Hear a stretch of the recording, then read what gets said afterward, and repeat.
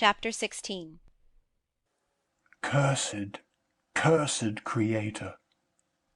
Why did I live? Why in that instant did I not extinguish the spark of existence which you had so wantonly bestowed? I know not.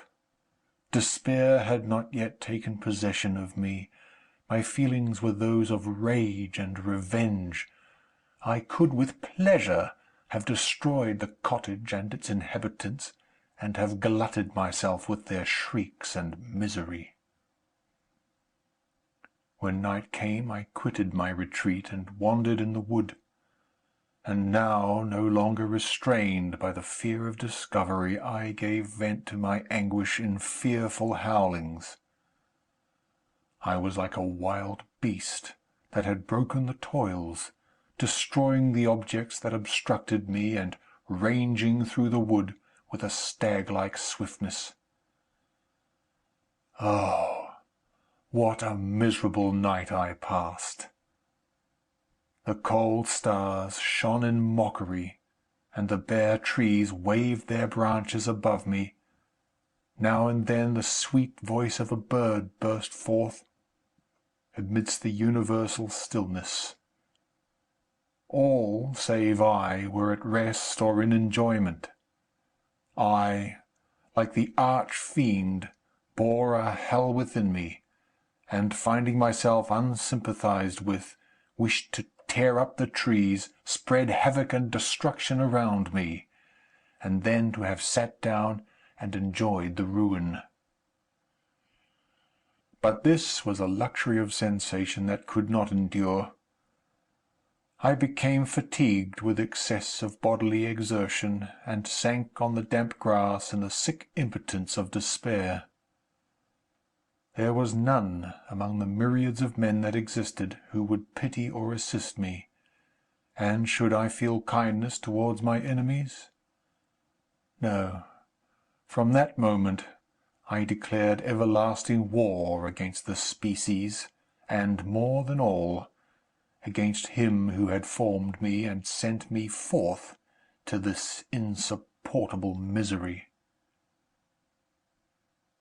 The sun rose. I heard the voices of men, and knew that it was impossible to return to my retreat during that day. Accordingly, I hid myself in some thick underwood, determining to devote the ensuing hours to reflection on my situation. The pleasant sunshine and the pure air of day restored me to some degree of tranquillity, and, when I considered what had passed at the cottage, I could not help believing that I had been too hasty in my conclusions. I had certainly acted imprudently. It was apparent that my conversation had interested the father in my behalf, and I was a fool in having exposed my person to the horror of his children. I ought to have familiarized the old De Lacy to me, and by degrees to have discovered myself to the rest of his family, when they should have been prepared for my approach. But I did not believe my errors to be irretrievable, and, after much consideration, I resolved to return to the cottage, seek the old man, and by my representations win him to my party. These thoughts calmed me, and in the afternoon I sank into a profound sleep.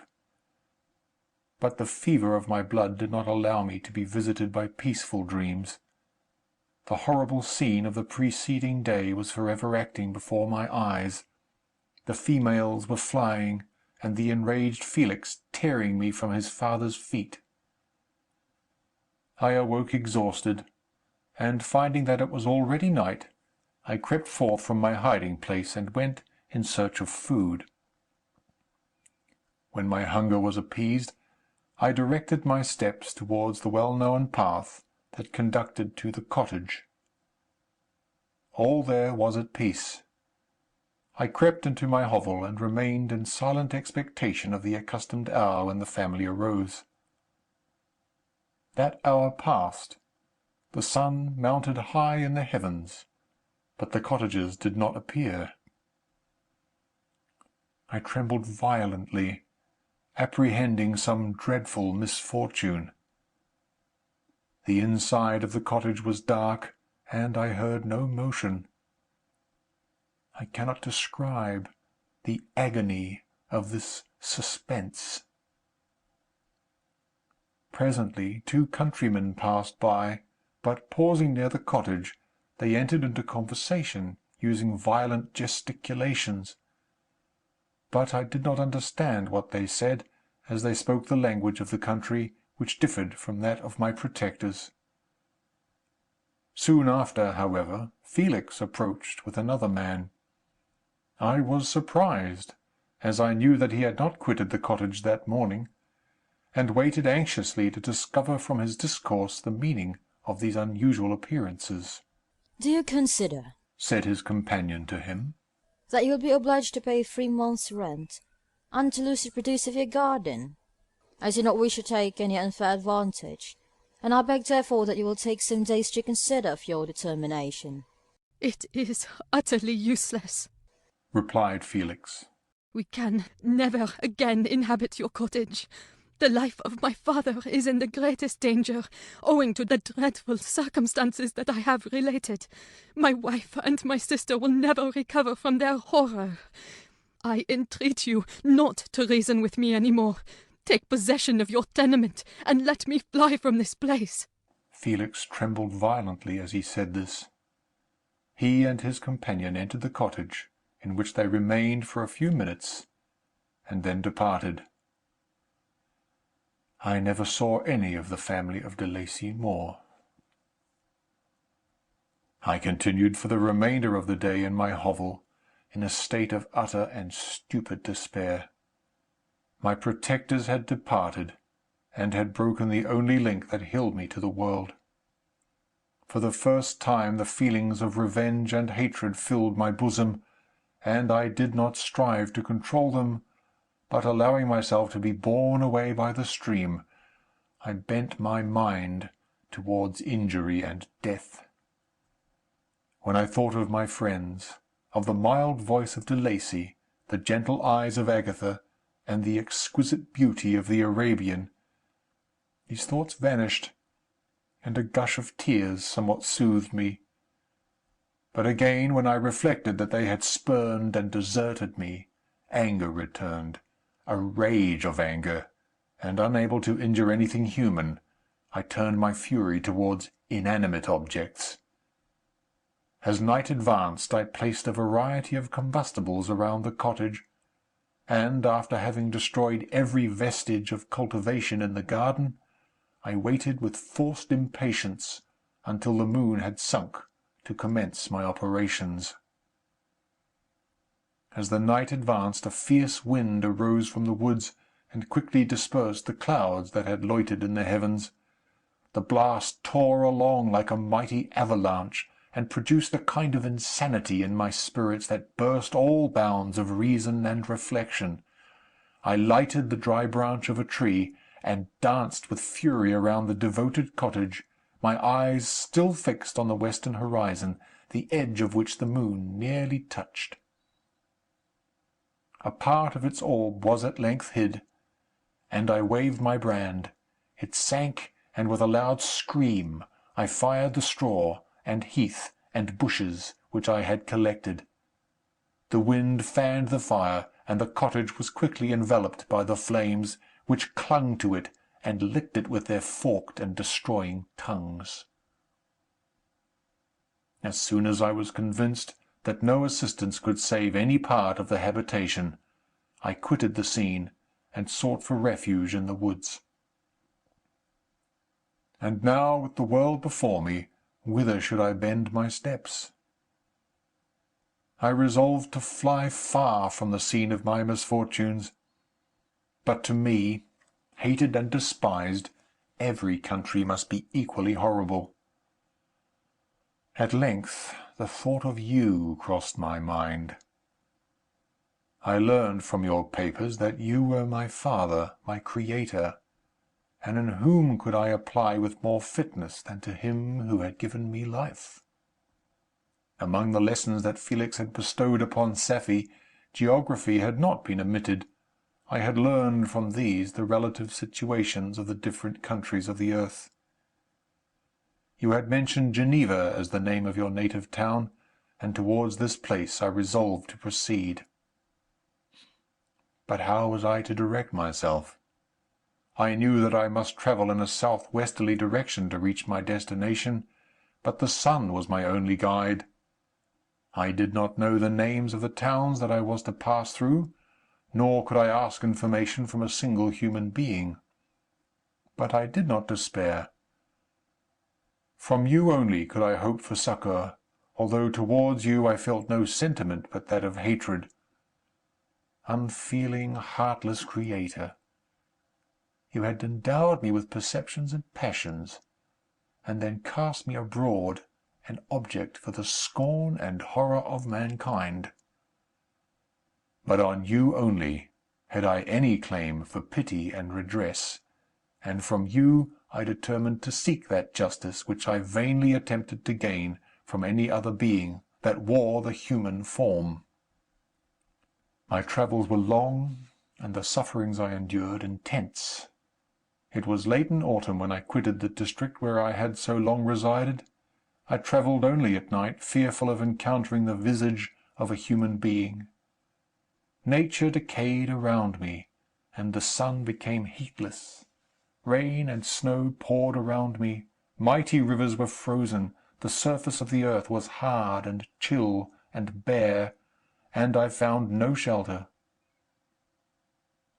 O earth! How often did I imprecate curses on the cause of my being! The mildness of my nature had fled, and all within me was turned to gall and bitterness. The nearer I approached to your habitation, the more deeply did I feel the spirit of revenge enkindled in my heart. Snow fell, and the waters were hardened, but I rested not. A few incidents now and then directed me, and I possessed a map of the country, but I often wandered wide from my path. The agony of my feelings allowed me no respite. No incident occurred from which my rage and misery could not extract its food. But a circumstance that happened when I arrived on the confines of Switzerland, when the sun had recovered its warmth, and the earth again began to look green, confirmed in an especial manner the bitterness and horror of my feelings. I generally rested during the day, and travelled only when I was secured by night from the view of man. One morning, however, finding that my path lay through a deep wood, I ventured to continue my journey after the sun had risen. The day, which was one of the first of spring, cheered even me by the loveliness of its sunshine and the balminess of the air.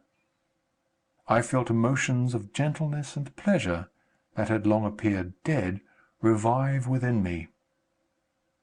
Half surprised by the novelty of these sensations, I allowed myself to be borne away by them, and forgetting my solitude and deformity, dared to be happy. Soft tears again bedewed my cheeks, and I even raised my humid eyes with thankfulness towards the blessed sun, which bestowed such joy upon me. I continued to wind among the paths of the wood until I came to its boundary, which was skirted by a deep and rapid river, into which many of the trees bent their branches, now budding with the fresh spring. Here I paused, not exactly knowing what path to pursue, when I heard the sound of voices, that induced me to conceal myself under the shade of a cypress. I was scarcely hid when a young girl came running towards the spot where I was concealed, laughing as if she ran from some one in sport. She continued her course along the precipitous sides of the river, when suddenly her foot slipped, and she fell into the rapid stream. I rushed from my hiding-place, and with extreme labour, from the force of the current, saved her and dragged her to shore. She was senseless, and I endeavoured by every means in my power to restore animation, when I was suddenly interrupted by the approach of a rustic, who was probably the person from whom she had playfully fled. On seeing me, he darted towards me, and tearing the girl from my arms, hastened towards the deeper parts of the wood. I followed speedily. I hardly knew why. But when the man saw me draw near, he aimed a gun which he carried at my body, and fired. I sank to the ground, and my injurer, with increased swiftness, escaped into the wood. This, then, was the reward of my benevolence. I had saved a human being from destruction, and as a recompense I now writhed under the miserable pain of a wound which shattered the flesh and bone. The feelings of kindness and gentleness which I had entertained but a few moments before gave place to hellish rage and gnashing of teeth. Inflamed by pain, I vowed eternal hatred and vengeance to all mankind. But the agony of my wound overcame me. My pulses paused, and I fainted. For some weeks I led a miserable life in the woods, endeavouring to cure the wound which I had received. The ball had entered my shoulder, and I knew not whether it had remained there or passed through. At any rate, I had no means of extracting it. My sufferings were augmented also by the oppressive sense of the injustice and ingratitude of their infliction. My daily vows rose for revenge, a deep and deadly revenge, such as would alone compensate for the outrages and anguish I had endured. After some weeks my wound healed, and I continued my journey. The labours I endured were no longer to be alleviated by the bright sun or gentle breezes of spring. All joy was but a mockery, which insulted my desolate state, and made me feel more painfully that I was not made for the enjoyment of pleasure. But my toils now drew near a close, and in 2 months from this time I reached the environs of Geneva. It was evening when I arrived, and I retired to a hiding-place among the fields that surrounded it, to meditate in what manner I should apply to you. I was oppressed by fatigue and hunger, and far too unhappy to enjoy the gentle breezes of evening or the prospect of the sun setting behind the stupendous mountains of Jura. At this time a light sleep relieved me from the pain of reflection, which was disturbed by the approach of a beautiful child who came running into the recess I had chosen with all the sportiveness of infancy. Suddenly, as I gazed on him, an idea seized me that this little creature was unprejudiced, and had lived too short a time to have imbibed a horror of deformity. If, therefore, I could seize him and educate him as my companion and friend, I should not be so desolate in this peopled earth. Urged by this impulse, I seized on the boy as he passed, and drew him towards me.